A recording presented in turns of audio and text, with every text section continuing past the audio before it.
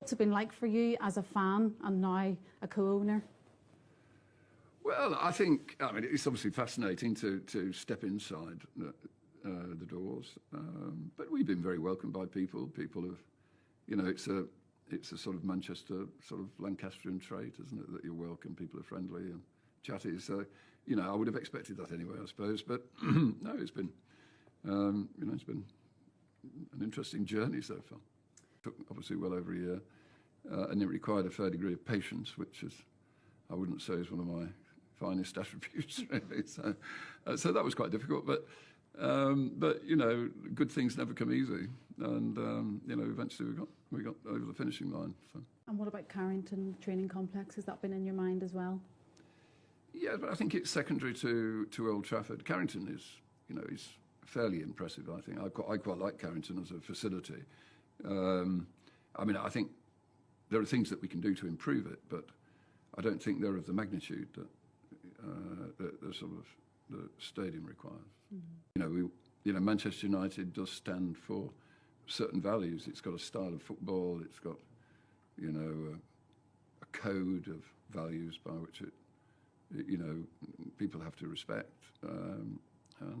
so we would expect people to do that.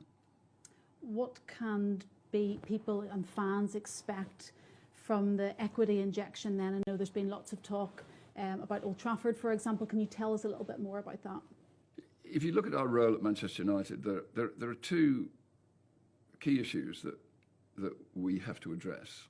One is the football, which is performance on the field, really, which is always going to be our priority with Manchester United.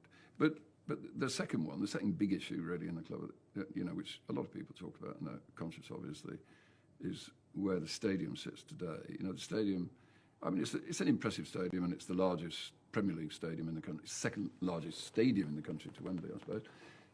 But it's not quite of the standard you would expect of Manchester United today, and it's fallen behind. Maybe 20 years ago it was, but today it's fallen behind. So we do need to look at the way forward for the stadium, the redevelopment of that stadium. There are clearly, two roads we could take. We could refurbish the existing stadium, or we could look at building a new stadium, and that's what we're looking at the moment.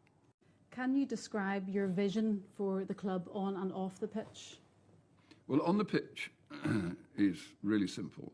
I think the only interest we have is in winning football matches and competing for the Premier League and competing for the Champions League. So that's our only interest in being involved in Manchester United. That is what Manchester United is about. It's, maybe I'm slightly biased, but I think it's the biggest and the greatest and the most well-known football club in the world.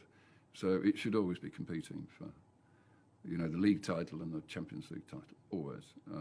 So that's how we have to measure ourselves in terms of what our expectations off the pitch, if you like. That's just about values, I think, and